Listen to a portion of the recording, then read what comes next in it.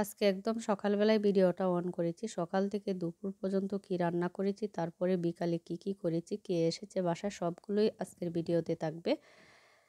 পুরো ভিডিওটা দেখুন, আশা করি ভালো লাগবে। আসসালামু আলাইকুম, সবাই কেমন আছেন? এখানে কাঁঠাল ভাঙা হচ্ছে, আজকে খাওয়া হবে এগুলো রুটি দিয়ে। আপনারাও কি রুটি দিয়ে কাঁঠাল খান কিনা কমেন্ট করে জানাবেন। আমাদের এইখানে কিন্তু মেরা পিঠা, চিতই পিঠা, তারপরে রুটি এগুলো দিয়ে আপনার খাওয়া হয়। গরম গরম রুটি আর সাথে কাঁঠাল, অসাধারণ একটা খাবার।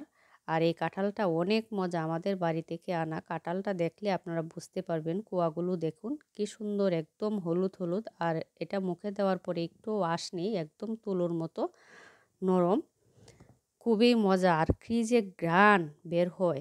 আর সেজন্যই আমার মনে হয় কিছু কিছু খাবারকে জাতীয় খাবার বলা হয়েছে। এত সুন্দর, যেমন মিষ্টি সেরকম মজা, সেরকম ঘ্রাণ, সেজন্যই জাতীয় ফল। এরপর খাওয়া দাওয়া শেষ করে চলে গিয়েছি রান্নাঘরে।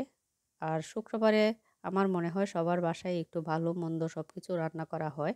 যেহেতু শুক্রবারে সবাই বাসায় থাকে, সেজন্য সারা সপ্তাহে ভালো মন্দ রান্না না করলেও শুক্রবারে সবাই চায় একটু ভালো কিছু করতে।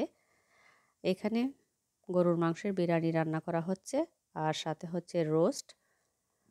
বিরিয়ানির সাথে কিন্তু রোস্ট বা ফ্রাই এই জাতীয় খাবারগুলো খেতে ভালোই লাগে।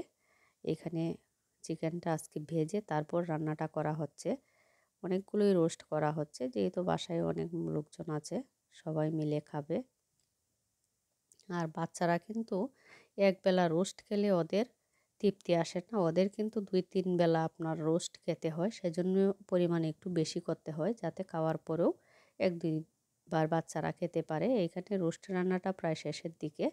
এখন দিয়ে দিবে ঘি, তারপর হচ্ছে আপনার কাঁচামরিচ, পেঁয়াজ বেরেস্তা সব কিছু দিয়ে আর 1-2 মিনিটের মতো জাল দিয়ে চুলাটা অফ করে দিবে। দেখুন ঝোলটা কিন্তু অনেক সুন্দর ঘন হয়েছে। যখন আপনি রোস্টের মধ্যে ঝোলটা দুধের দিবেন, তখন কিন্তু রোস্টটা খেতেও মজা লাগে। ঝোলটা যে একটা ঘন ভাব, সেটা দিয়ে আপনার পোলাও খাওয়া হয়ে যায়।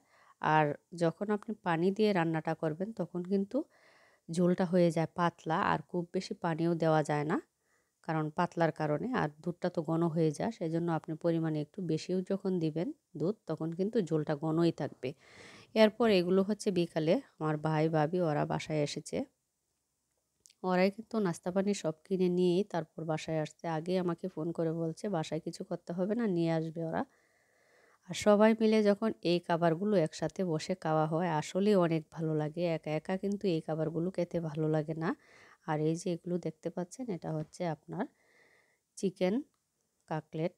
দেখুন খুবই সুন্দর, গরম গরম, খুব মজা ছিল এই খাবারগুলো। আমি বাসায় শুধু আনারস কেটেছি, আর সবগুলোই ওরা নিয়ে আসছে।